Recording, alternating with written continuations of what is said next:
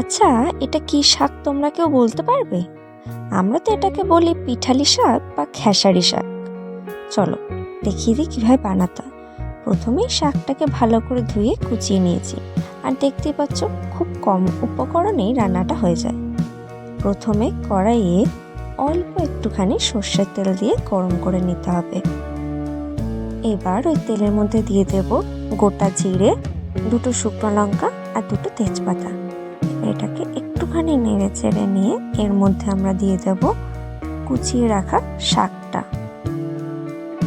এবার এটাকেও একটুখানি মিশিয়ে নিয়ে আমরা এর মধ্যে দিয়ে দেব অল্প পরিমাণে নুন। নুনটা যে যার স্বাদ মতোই দেবে, খুব বেশি নুন দেওয়ার দরকার নেই। এবার এটাকে 1 মিনিট মতো আমরা নেড়ে চেড়ে নেব।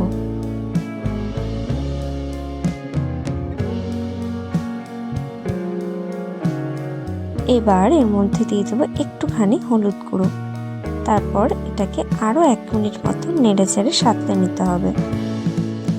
এবার এর মধ্যে দিয়ে দিচ্ছি কয়েকটা কাঁচা লঙ্কা, আর দেব অল্প একটু আদা বাটা, আর একটুখানি পরিমাণে জিরে গুঁড়ো। হ্যাঁ, এই রান্না আদাটা কিন্তু পরেই পড়বে, তেলে ফোড়ন পড়বে না। এবার এটাকে ভালো করে সাঁতলে নেব 2 থেকে 3 মিনিট মতো।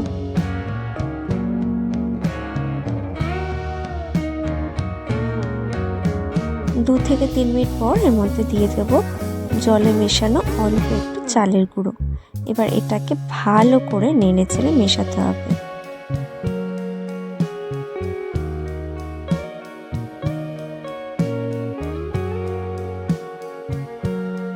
এই সময় এর মধ্যে দিয়ে দেব অল্প একটু চিনি।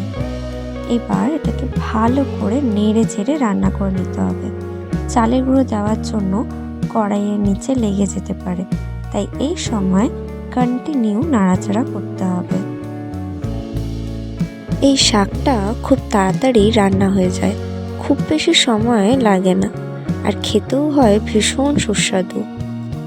3 থেকে 4 মিনিট পর কন্টিনিউ নাড়াচাড়া করতে করতে দেখবে শাকটা আর কড়াইয়ে ধরছে না।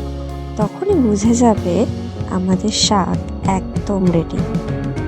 ব্যাস, আমাদের রান্না একদম তৈরি। একবার এভাবে বানিয়ে খেলে বারবার খেতে চাইবে। তাই বলছি, আর দেরি না করে চটজলদি একদিন বানিয়ে ফেলো এই পদ্ধতিতে।